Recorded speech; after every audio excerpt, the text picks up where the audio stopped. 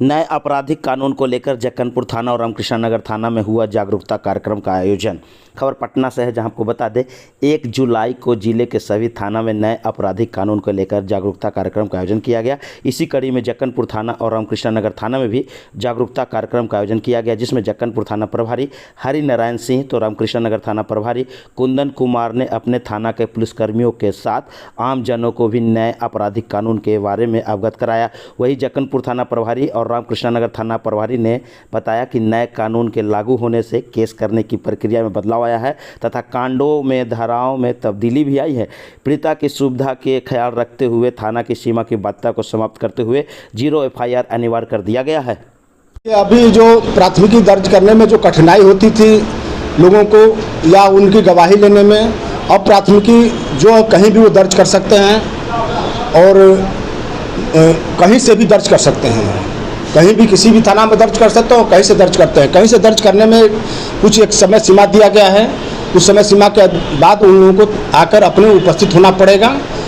और दूसरा, जो हम लोगों को अधिकतर जो अनुसंधान के क्रम में जो साक्ष्य संकलन की जो प्रक्रिया थी, अब इलेक्ट्रॉनिक रूप में अधिकतर उस पर जोर दिया गया है। जैसे वीडियोग्राफी के माध्यम से, फोटोग्राफी के माध्यम से, फोटोग्राफी, वॉइस रिकॉर्डिंग, कभी भी गवाह को हम लोगों को वीडियोग्राफी के माध्यम से उनकी गवाही ले सकते हैं अगर सहज उपलब्ध नहीं होते हैं। और जो गवाह उपस्थित होते हैं गवाही देने के लिए, उनको वीडियोग्राफी करके साक्ष्य के रूप में रखेंगे ताकि कोर्ट में भी जरूरत पड़ने पर उनकी गवाही दिया सके। जो हम लोग तलाशी और जब्ती सूची की कार्रवाई करते हैं उसको वीडियोग्राफी करेंगे और वीडियोग्राफी के जो पेन ड्राइव में हम लोग मजिस्ट्रेट के समय सीमा तक पहुँचाना है। इसके बाद आपका जो महिलाओं और बच्चों के लिए कुछ नए कानून जो बनाए गए हैं उसमें एक समय सीमा निर्धारित की गई है। उनकी चिकित्सीय जांच के लिए सुविधा दी गई है और चिकित्सीय जांच रिपोर्ट प्राप्त करने के एक समय दी गई है और उनके बयान लेने में भी कुछ सुविधा आती थी, उसको भी ख्याल रखा गया है।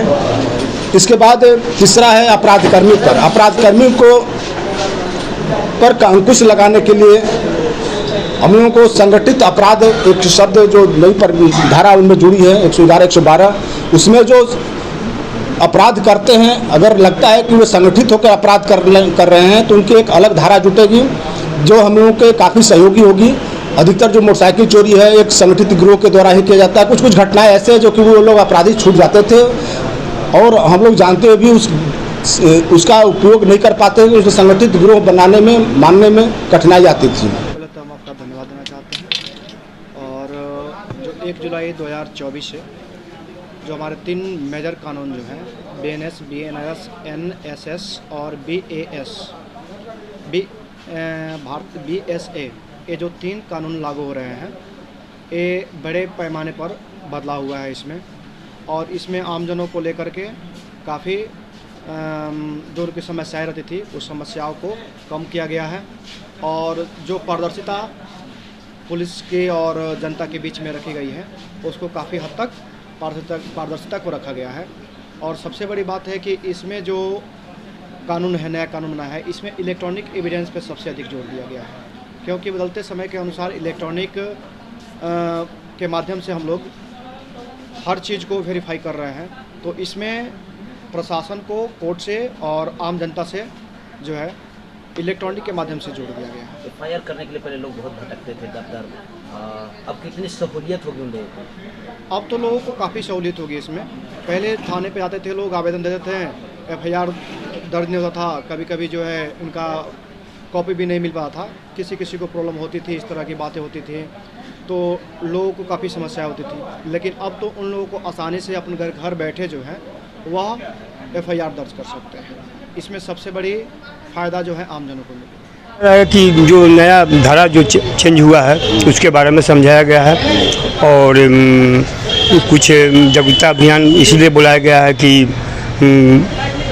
कुछ बताया जाए नियम कानून लोगों को और कुछ समझाया जाए, जो कि जाके अपने क्षेत्र में लोग बताएं सभी जनता को। डिजिटल हो गया है। जी हाँ, सब कुछ डिजिटल हो गया है। घंटों के अंदर FIR दर्ज होना जी है, 0 FIR जी।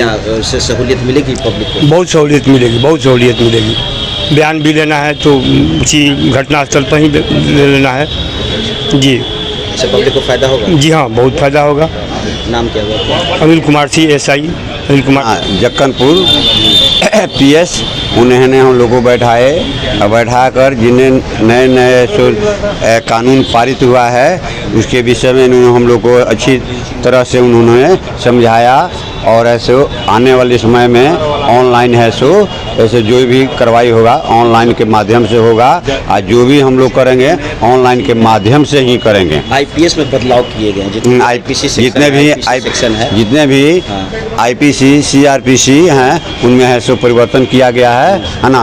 और परिवर्तन के तहत ही हम लोग जो भी होगा हम लोग काम है सो करेंगे और है सो SHO के माध्यम से ही करेंगे और उनके अधीन में जो भी काम होगा। जनता को कितना लाभ होगा? जनता को बहुत सारी लाभ